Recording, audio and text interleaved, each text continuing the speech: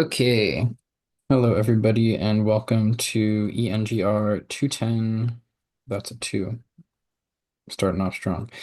210 review session 7. I hope you all had a good spring break, and I hope you're ready to solve more circuits. Uh, so today I'm going to be talking.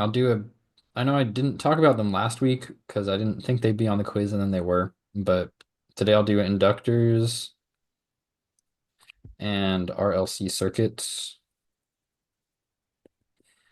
And yeah, that's it. Um, so just getting ready started.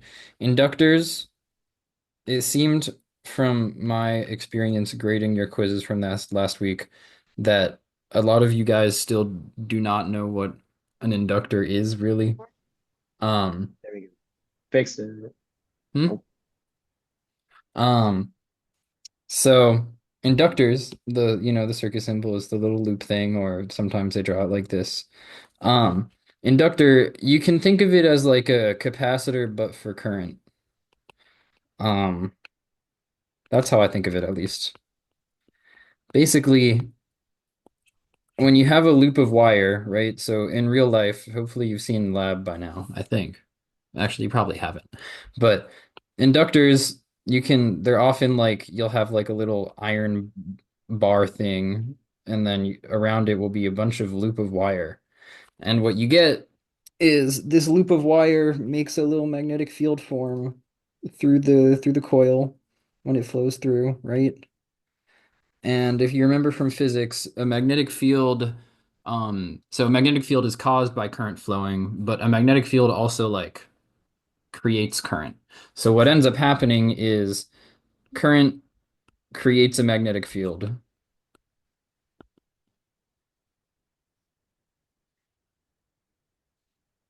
and then the magnetic field kind of reinforces the current, or you can think of it like it keeps the current going somewhat. So, in the same way that a capacitor over time, right, will charge up with like positive, you can think of it as like charging up positive on one side and negative on the other side. The inductor charges up with this magnetic field over time. So, and that magnetic field is what keeps the current going. So if you remember, the equation for a capacitor was, hold on. The equation for a capacitor was yeah, it was that the current is equal to C times the derivative of the voltage, which you can essentially think of as when the voltage changes, you have current flowing in.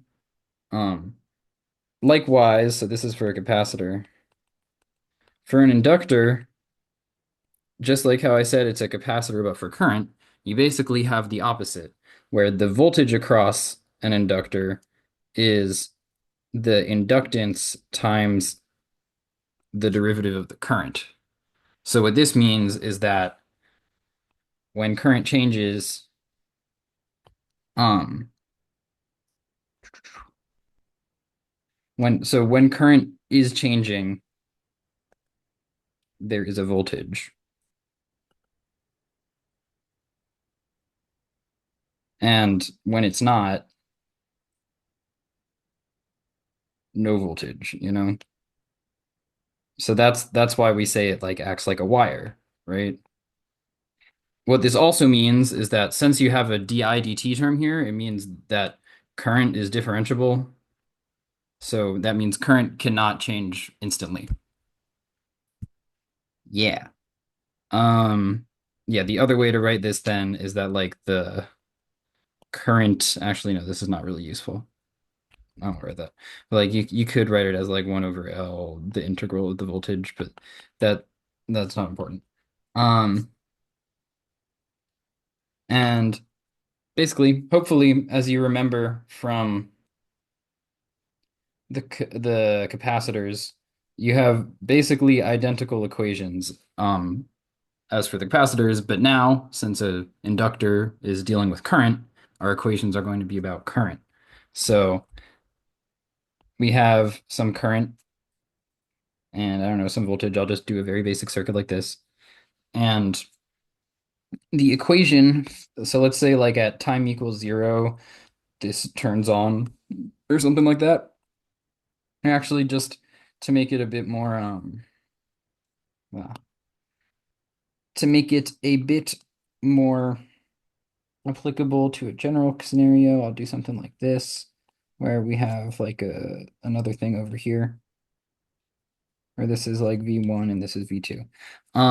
So, and at time equals zero, this moves over there or something like that. This is R1, this is R2. So, as I was saying though, with inductors, you're doing everything in terms of current because the voltage across an inductor, like we just don't really care about it. The thing that's interesting is the current because that's the thing that's the derivative. Again, it's just the opposite of a capacitor basically. So what we end up with is basically the exact same equation we had for the capacitor. But instead, it is now that IL of t equals IL of zero. Let me make sure I'm writing this down right. This is like one of the other two equations you should actually memorize for this class. Yeah. Oh, yeah, I even started it wrong instantly. IL of infinity plus IL of zero minus IL of infinity times e to the negative t over tau, where in this case, tau is equal to, I believe it is,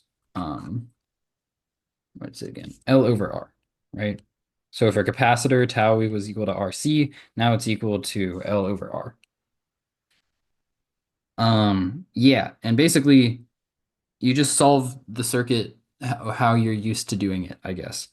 Um, the one difference now is that when, so I can like give a brief overview of how you do this. So like again, you still think of it like before and after the change in the circuit.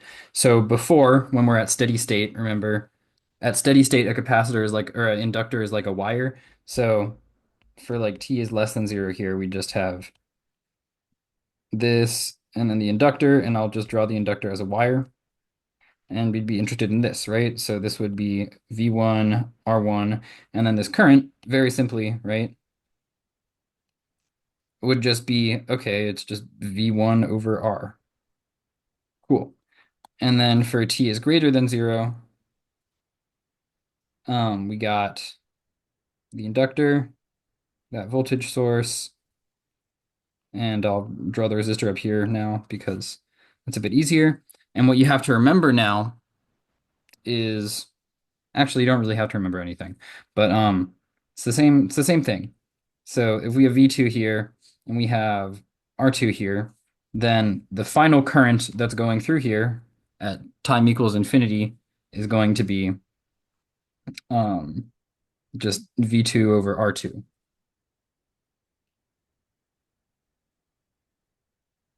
Hopefully that's clear because this, again, at steady state, the inductor acts as a wire, so you would just have like a voltage inductor circuit and it'd be pretty chill.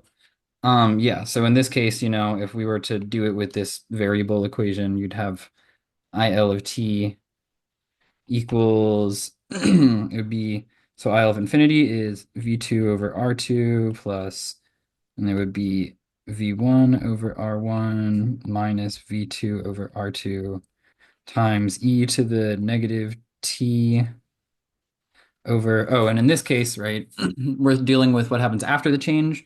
So it would be t over tau, where tau is equal to L over R2. Yeah. Hopefully you've done homework problems on this. Like the quiz answers are posted. I need to talk about RLC circuits, so I'm going to spend most of the time today doing that. I'll do like one inductor problem, but yeah, if you have issues with inductors, look at the answer keys for the homework, look at the answer keys for the quizzes, watch YouTube videos. You have many resources. Yeah. Okay. Now for RLC circuits. So we've talked about capacitors, we've talked about inductors. What if we have all of them? What if we have the resistor, the inductor, and the capacitor? What happens then? Well, we're about to find out. I have no idea what's on the quizzes. Like I all I know about the quizzes is that I know what happened in previous years, and in previous years it was different than this year. So I'd say what Zorman says is that the quizzes are usually similar to your homeworks. So I'm guessing you will either have two RLC questions or you'll have one inductor, one RLC question. Yeah. I'm I don't know. Does um I you probably don't have time for that. I don't know. If it's an easy question, then yeah. Like there's the thing about RLC questions is that you can with all things in this class, you can like write the questions in a way where if the student does it right, then it's really quick. So it should be fine there. I think AC stuff will probably not be on this quiz. I'll say that. Because that's like a whole new topic. And you wouldn't like split like just from a teaching perspective, you wouldn't like split a two question quiz into like RLC circuits and then a whole new thing. I think that'll probably be safe for next week. Yeah. Um, but anyway, back to RLC circuits. You got your R, you got your inductor, you got your capacitor. And for this, hopefully you've all seen this table, but on page 343 of your textbook or something, there's this table that will be given to you. Let me send a screenshot of this to myself real quick. Uh,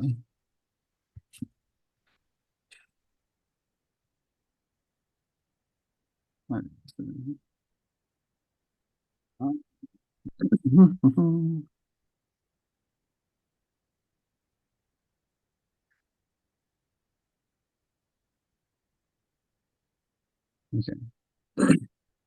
There's this table, and you can like go through the math and prove all of these.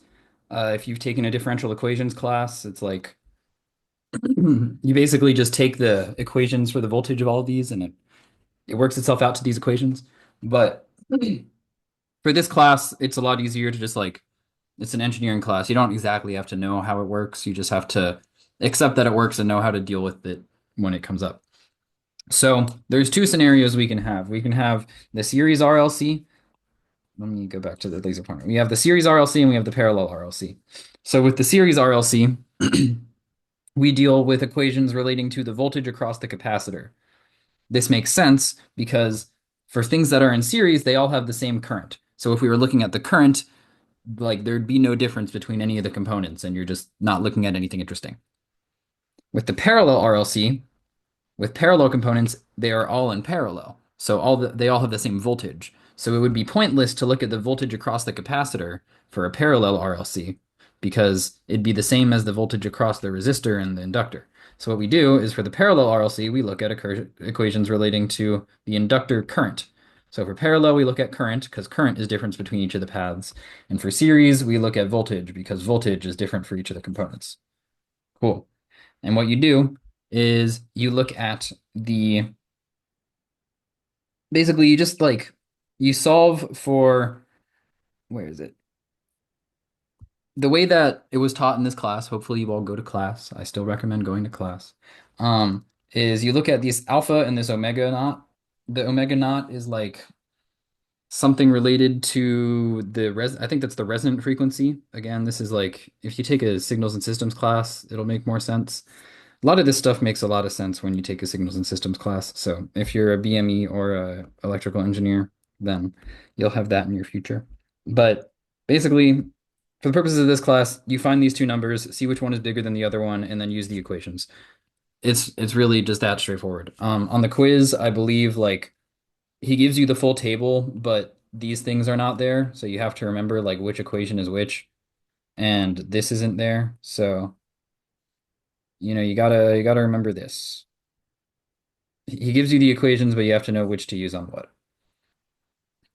And so generally for an RLC question, you'll be given a circuit on the homework. Hopefully, you saw that like it might be more complicated than just like a simple straightforward circuit, and you might have to like simplify some resistors around or so on and so forth. But basically you get the circuit.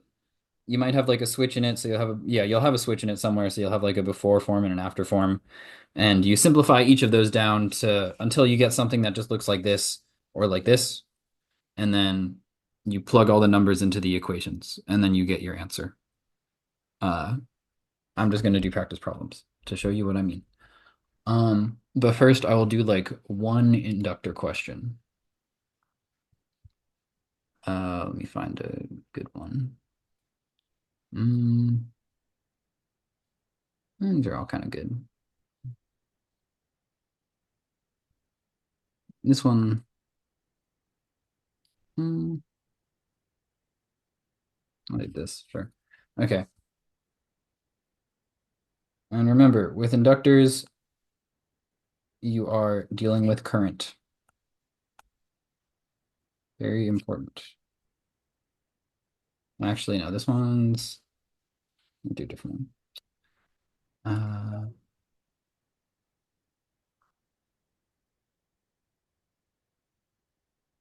mm,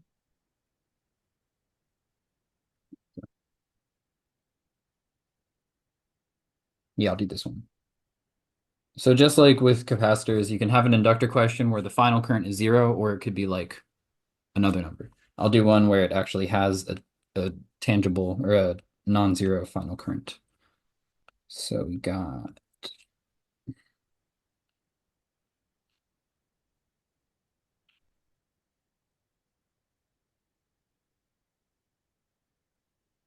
2 ohms, 2 ohms, 4 volts, 2 ohms, 2 ohms, and okay. So this question is asking find V out or V naught of t for t is greater than or equal to zero, or for t is, I don't know, greater than zero. And so you may be thinking, oh, you want me to find a voltage, but the inductor is in terms of current. Luckily for you, these two are in series with each other. So if you find the current through this inductor, then the voltage, right, V out of t or V naught of t is just going to be IL of t times 2 ohms. So again, just like with capacitors, you want to like figure out what the thing you're looking for is in terms of the like actual thing we have equations for. So doing this how we've done it before. Oh, I should say t equals 0, the switch moves away.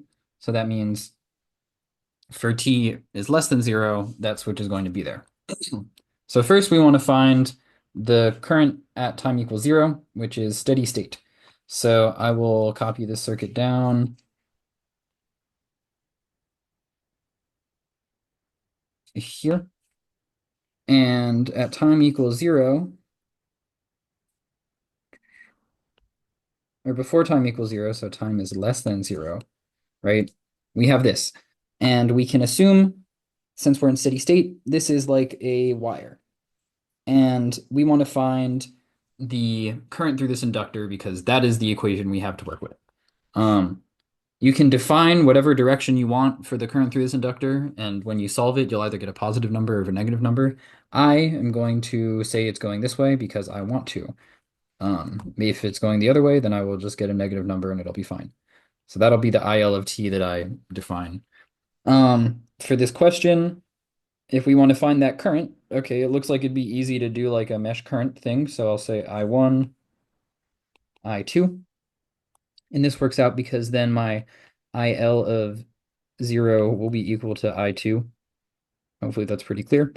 And yeah, so for I1, we got it's going to be minus 12 plus 2I1 plus 2 I1 minus I2, and then that's a minus 4 equals 0. And for I2, we have plus 4 plus 2 I2 minus I1. And then since this inductor is a short circuit, we just ignore it. So then plus 2 I2 equals 0. And let me make sure I did that right. Yeah. And hopefully you know how to solve system of equations. I'm just going to say dot, dot, dot. And then you get I1 equals, oops, sorry. I1 equals 4/3 of an amp, and I2, which is equal to IL of 0. Technically, I should say it is like 0 minus, so it's like from the left side. Um, but that equals as well 4/3 of an amp. That's just how the math works out here. So, oh wait, I said this wrong. Oopsies. Um, oh, actually, okay. In the answer key I have here, they never actually find I1, but they find I2. And I2 is the only one that matters, so we can just leave it here. Okay. Because remember, the equation that we're going for is IL of t equals IL of infinity plus IL of 0. Let me make sure I'm writing this right. IL of 0 minus IL of infinity e to the negative t over tau, where tau is equal to L over R. Cool. So here we found one component of that equation. Wow. Now for t is greater than 0, we have the same circuit still, but now that the switch is open, we just ignore that middle branch. Right, right. So we can erase this, and now we just have this. And again, since we're looking at infinity, we're looking at the steady state, and we say, okay, this is a pretty straightforward circuit, right?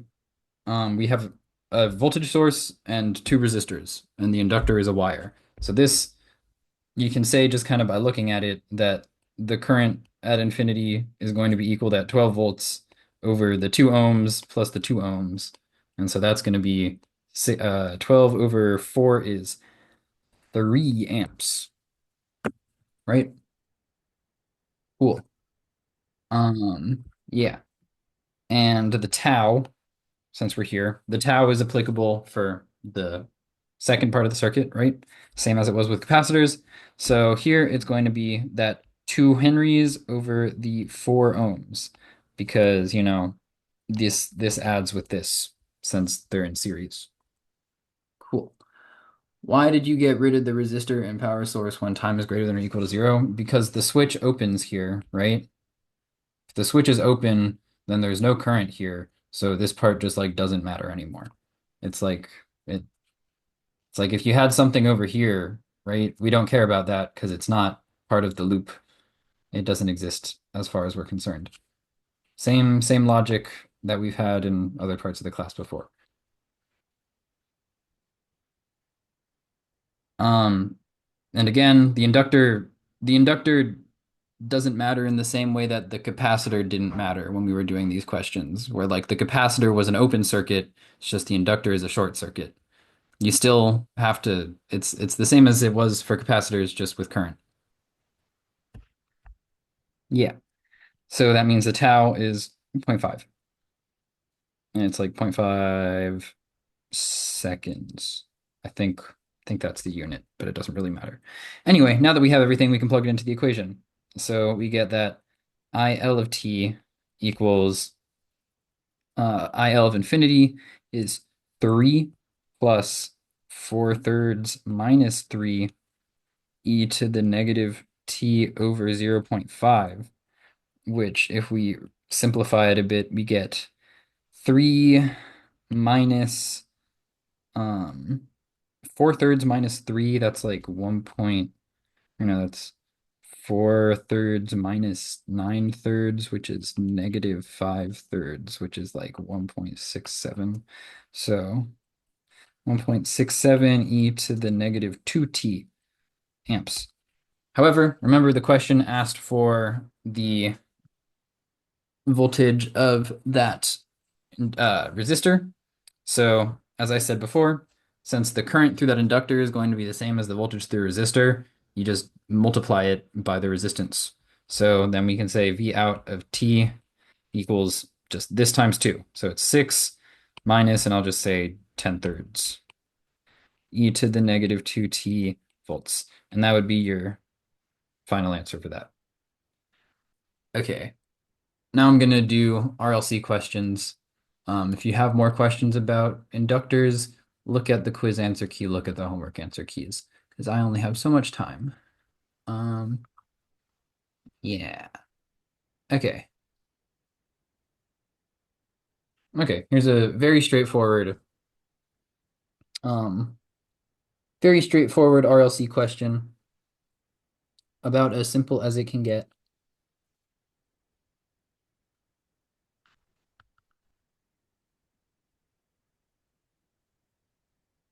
It should serve as a good introduction.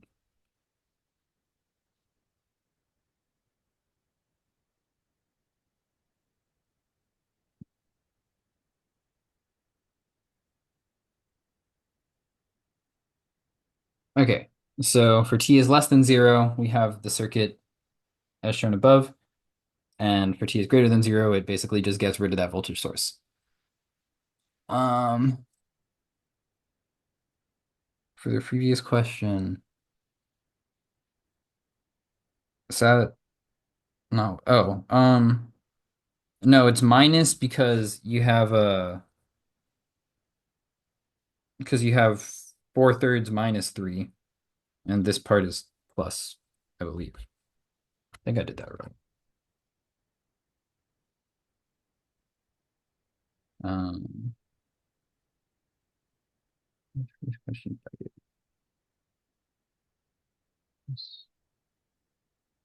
Yeah, it's minus because it's a that. How did I get a 0.5 for the time constant? Because tau equals L over R. And here, the inductance, it's like the equivalent inductance for the circuit. So in this circuit, we have the inductor is 2 henries. That's given. And the equivalent resistance of this circuit, right, is I'll just real quick. If you have a circuit that looks like this,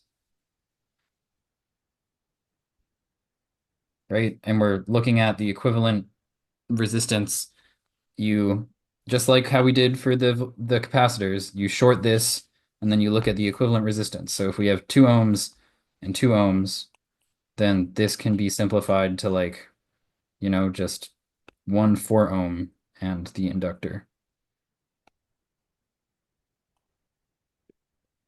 Yeah. And then it's just L over R. Do we need to worry about potentially having inductors connected to each other in parallel and series? Probably not. I honestly like this is not something I've ever had to deal with. I think inductors in series add, and I don't even know. Wait, what are inductors in parallel? Do they add like resistors? Oh, they do. Okay. If you do have to deal with that, just inductors have the exact same rules as resistors. So if you think about it, right, if I have like one loop of wire here and I put another loop of wire after it, then I just have doubled the length of loop of wire. So it makes sense that the inductance would add. Hopefully that makes sense. But I can't imagine you would have to deal with that. Yeah. Anyway, for this question, it is asking you to find just very straightforward VC of t equals what? I don't know. Let's find out. So for time is less than 0, the circuit is just the voltage source, the resistor, the inductor, and the capacitor. And all the same rules apply as did before. So if we're looking at this, we need to find oh wait, actually, before we go, or before we get there, let's look back at this table because this table is what we want. So probably should have said this first. So for this table, right, we actually, before we do anything, we should find that alpha and the omega naught. So omega naught is 1 over the square root of LC. If you take out your calculator here and plug that in, make sure you get your parentheses right and everything.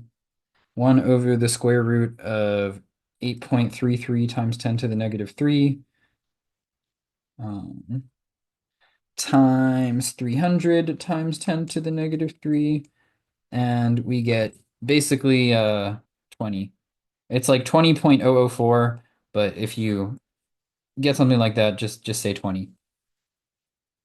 Oh, I remember this question from last year. Yeah. Um, and then alpha, right? As it says here, there's two different ones. There's one for series, one for parallel. This circuit is in series, so we're using the series one.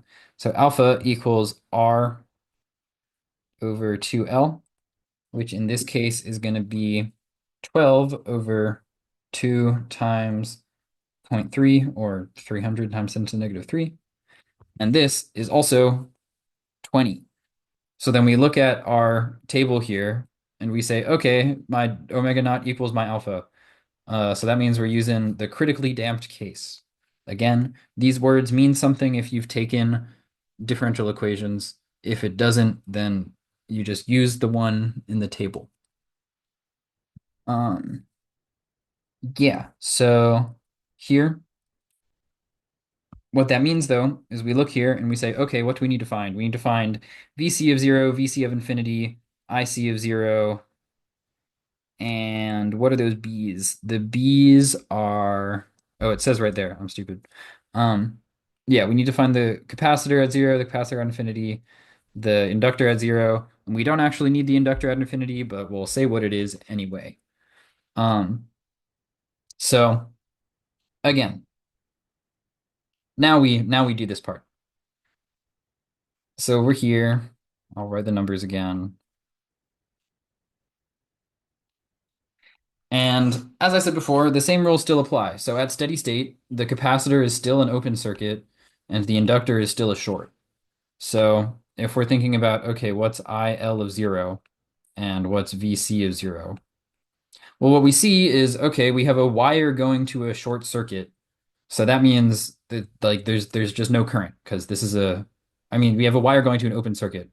So we basically just have nothing. So there's no current. So we say that equals 0. And if there's no current flowing, then basically we have connected to one side of the capacitor is the 20 is the, I don't know, the 0 volts if we think of it like that. And connected to the other side is 24 volts.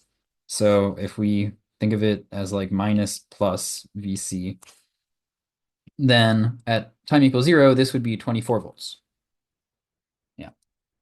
How do we know there's no current flowing here? Because there's an open circuit and there's no finished loop. So there's it's like you could redraw this circuit as like just a line with a resistor. There's no current flowing here because there's no path for current to flow. Again, remember for this, we're looking at the circuit at like the circuit has been in the same state for a long time. So it approaches the state. Why 24 volts? It's 24 volts because at steady state, at steady state, a capacitor is open circuit. A capacitor, they say a capacitor blocks DC.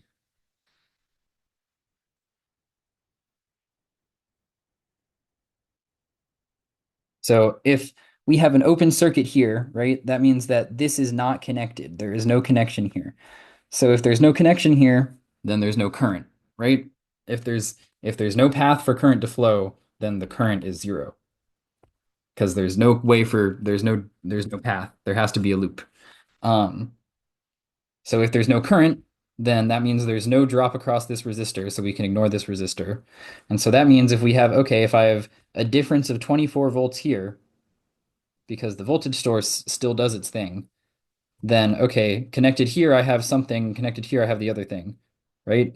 So if there's 24 volts between these 2 points, then there's also going to be 24 volts between these 2 points because this is open. This is like there's nothing here. It's just an open circuit. So it's just directly connected to that voltage source.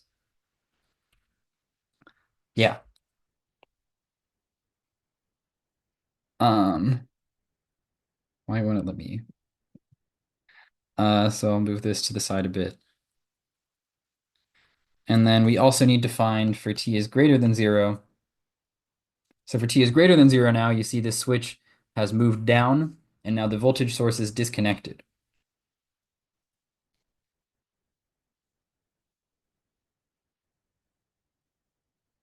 And now we say, okay, what is going to be the stuff as it goes to infinity?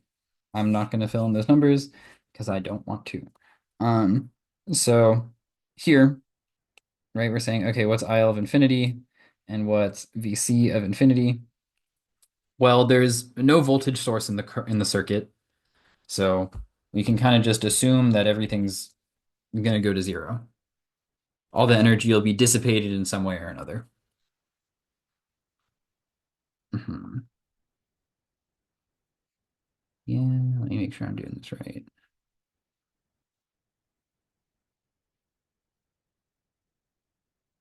Hmm. Yeah. Okay. So then, now that we have all these numbers, we look at this table again and we plug in the numbers we want to plug in. So B1 equals VC of 0, which is 24, minus VC of infinity, which is 0. So B1 is 24. B2 is, and I'm looking at the ones here. Hopefully, yeah, you can see that, I think. Make it a little bit bigger.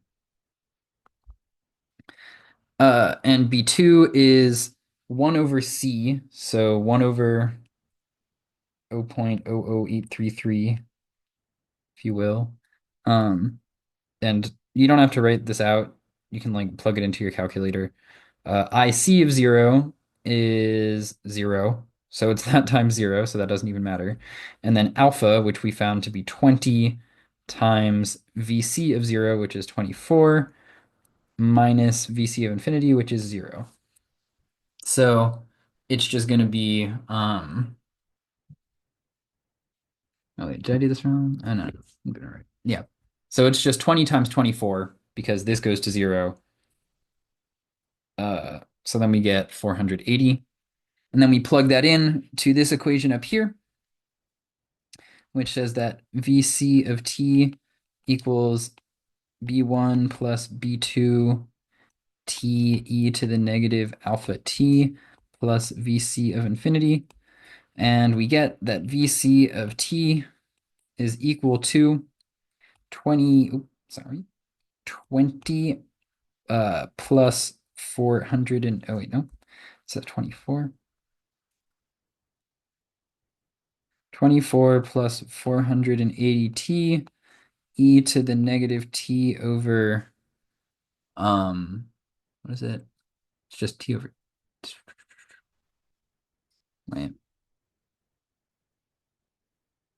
Oh, it's negative alpha t. I should have, oh, I already wrote that, yeah. Negative alpha t, where alpha is 20, plus 0. So it's just this volts, and that would be your final answer. Um, for the second part, for t is greater than 0, everything is 0 because like if there's no voltage source, what happens is like, okay, the capacitor at so like at so at t is like greater than 0, but like only slightly. So like let's say at t equals like 0 plus, we're gonna have 24 volts across here, and then that will start pushing some current through the circuit back this way. And it'll do that, and then the resistor will like dissipate some of that energy. And since there's no like voltage source in the circuit anymore, eventually this will go to 0. And if there's no voltage anywhere in the circuit, then there's no current in the circuit. What's the expression for B2 again? It's this. I just plugged in the numbers. So it's that 1 over C times 0 plus alpha times VC of 0 minus VC of infinity.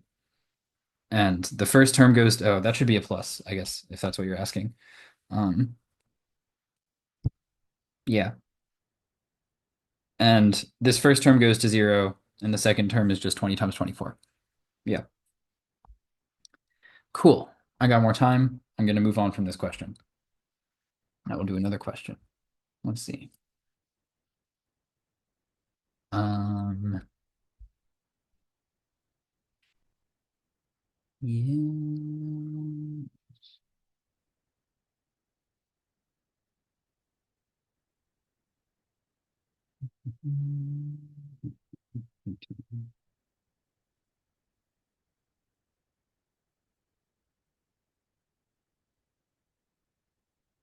Um,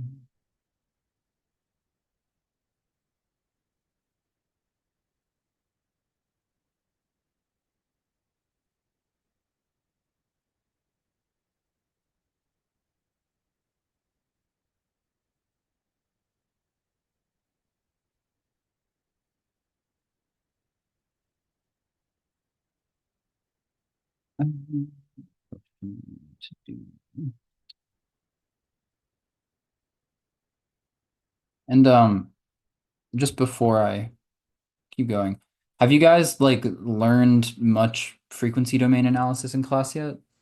I don't exactly know where you are, and I didn't have time to check the notes beforehand. But like basic all of this gets way easier once you learn how to do frequency stuff. Or like at least gets way more straightforward. So you don't have to like use this horrendous equation table again. But for now you do. Anyway. Like I don't think I think that stuff will probably be saved for the next quiz, but can never be too sure. Since there was only like one question on it on the homework, I think it's probably not going to be on this quiz, but if it is, then I don't know. If I'm wrong again, then I'll ask in the future about what's going to be on the quizzes. I don't know if they'll tell me though.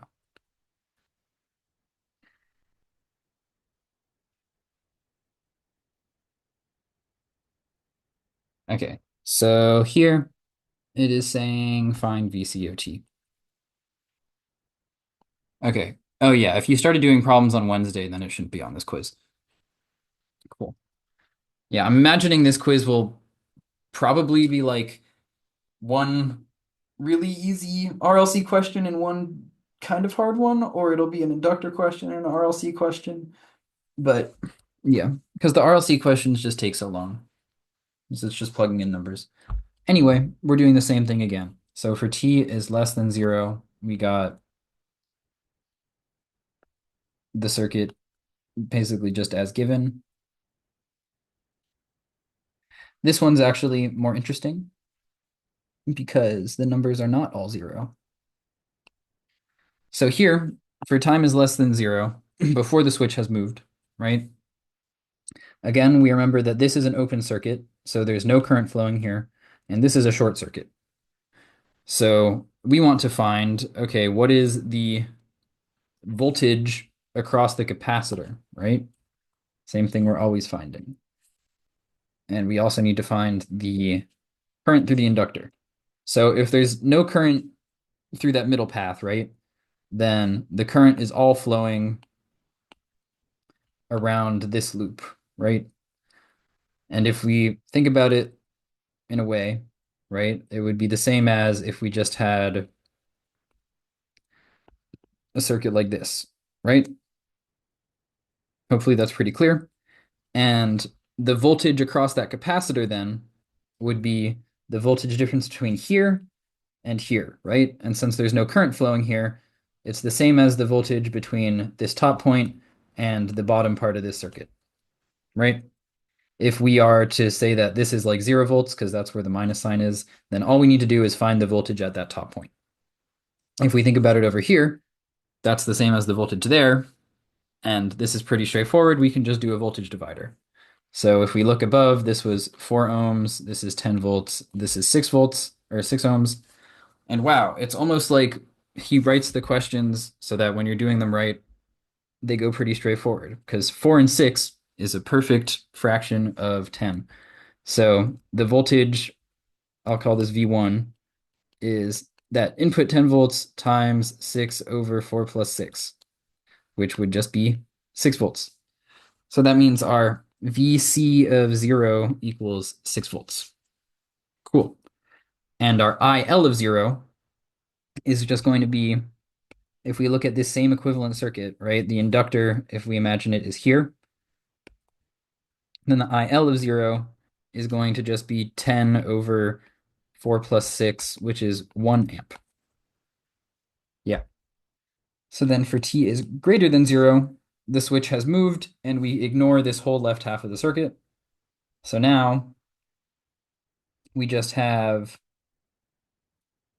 that capacitor, resistor, and inductor. And the values were like 0.02 and 6 and zero point 0.5. This is a 202. Okay. And we want to find the stuff as it goes to infinity. So, and this is actually just then the same case as last time, where there's no constant or no independent source.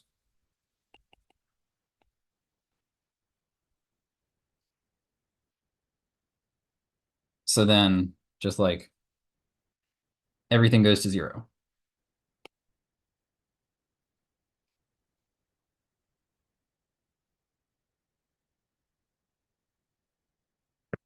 Right? Oh, I missed a resistor. Whoopsies. This is important in a second, but not quite yet. Okay. So we're here, right? And then let's bring back that table from last time because it's so nice and useful. Copy. I pressed crop instead of copy because they both start with a C. Anyway, so we're here, and this circuit, it looks like it's in series to me, right? They're all in series with each other. So which equation are we using then? We're using these left half of the equations. And before we can fully get here, we need to combine these two resistors. So, 3 plus, since they're in series, even though they're like separated by some components, everything in series, you can interchange the position, or the positions are interchangeable. So I will erase one of these and just rewrite it as one 9 ohm resistor. Cool? Cool. So even though in the last question I did this at the beginning, you can do it later if you want.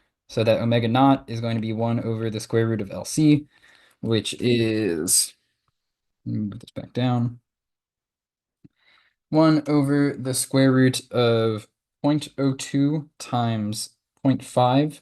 We get 10, and alpha equals, since we're using the series, it's R over 2L, which is going to be 9 over 2 times zero point 0.5, which is 9, right? Yeah. So we have 10 and 9, and judging from this, that means that since 9 is less than 10, that means alpha is less than omega naught, we're using the underdamped equation,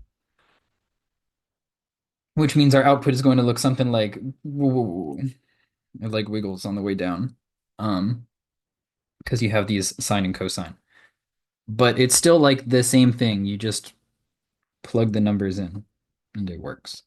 So for this one though, we do have like one little extra variable here, that WD. So I'll find that. It's the square root of omega naught squared minus alpha squared, which is going to be the square root of 10 squared minus 9 squared, which gets us 4.36. And then we have our big long equation that we have to plug everything into, right? It's this one here. But I'll calculate D1 and D2 first. So D1 is going to be VC of 0 minus VC of infinity, which is just, let me just like, I don't know where to put this. Put it, I think I can put it here. Yeah. VC of 0 is 6 volts.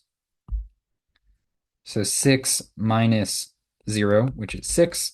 And D2 is long expression 1 over C IC of 0 plus alpha VC of 0 minus VC of infinity, close bracket over omega D, which is equal to, okay, IC of 0 is, or IL of 0, sorry, there is no IC.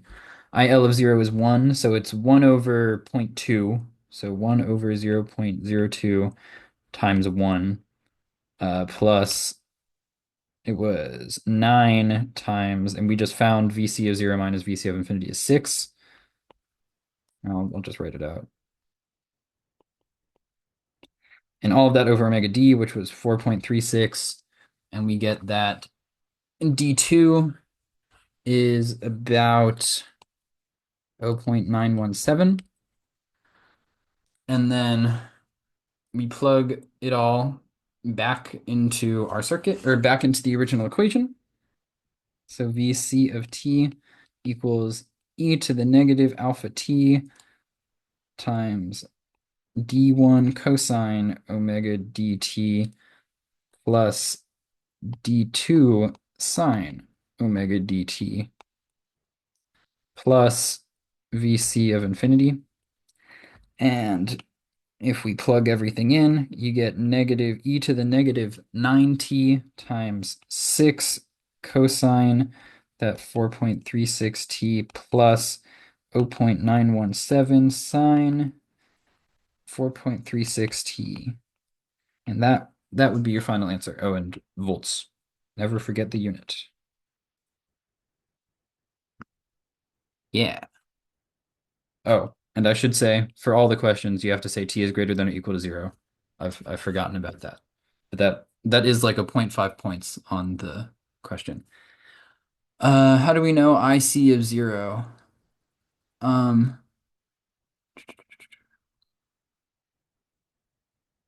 okay, let me go through these. Okay. Um, okay, first question, do you mean as long as there is no independent source, I and V will be 0? Yeah, if there's nothing like inputting energy into the system, then it's just going to like everything's going to decay to 0. So yeah, if you have no source and you have some voltage here, you're going to have current flowing and it might flow back and forth a bit. But that whole time there's like energy getting dissipated from the resistor, and eventually there's no energy left. And if there's no energy left, then there's no voltage or current. So to Chen your question, it was yeah. And then D2, no, that's right. It's just kind of silly. Um, think, oh wait, I think I might have done something wrong here. They have a negative number here. Huh? I do not know why he wrote minus on this answer key. I think that's just a typo. What do you get minus 50? Oh, wait.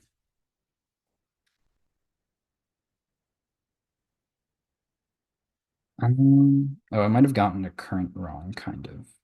But no. Hmm.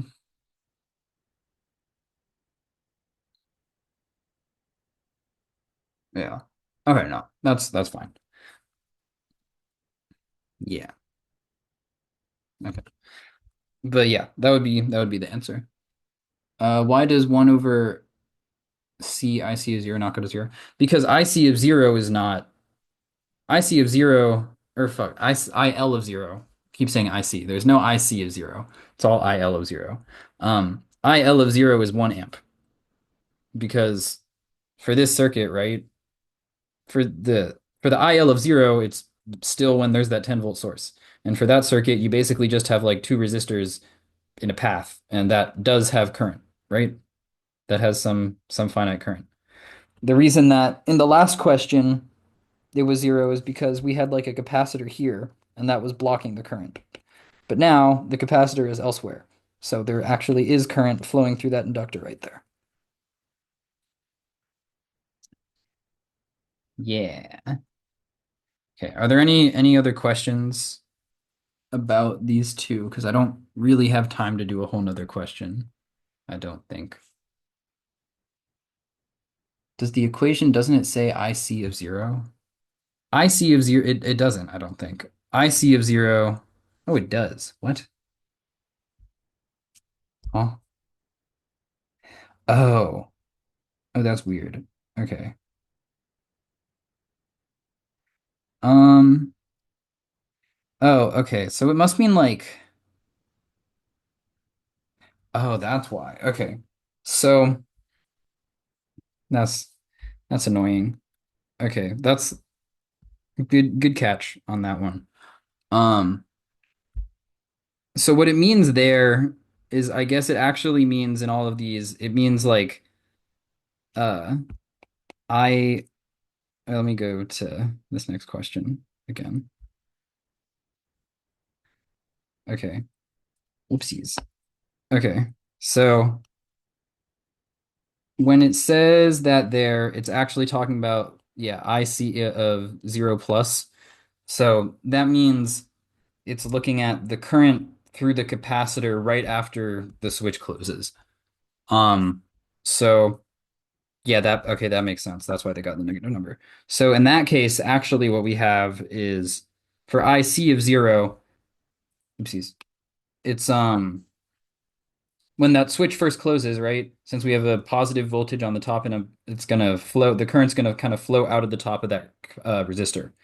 And if you think about this in terms of the passive sign convention, right, it's going to be um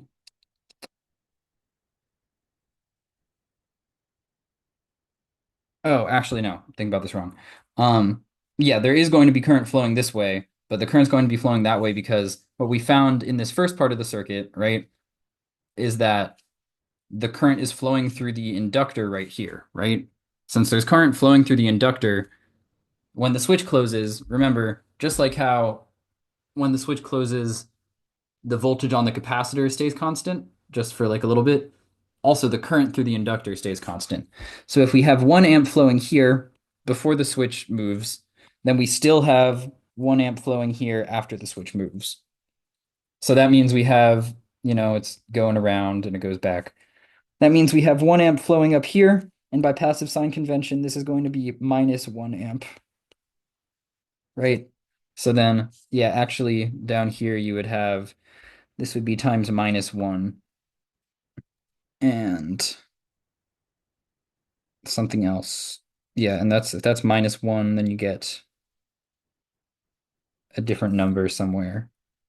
And I think this is like a minus 0.97. Yeah. Yeah. And then this becomes okay, yeah. Then to whoever okay, yeah. I realize I made a mistake then. Okay. Yeah, Caden, I see. I see what you're talking about. Yeah, it is the current. Okay. Sorry I missed that. But yeah, that's a good thing to point out. It does say the current there. So think about it. Make sure you remember your passive sign convention. These questions are tricky. This is usually one of the hardest questions or one of the hardest quizzes. So is IC basically IL of zero? It's not always. It is in this question because they're in series, but you still have to think about it. There's no concrete rule for what it is. It's just the current through the capacitor at right after the switch moves. Yeah. Okay, with that, it's 5:45. Uh, unless there are any last minute questions, I'm gonna wrap it up here. Anyone? Okay, then I will end the recording.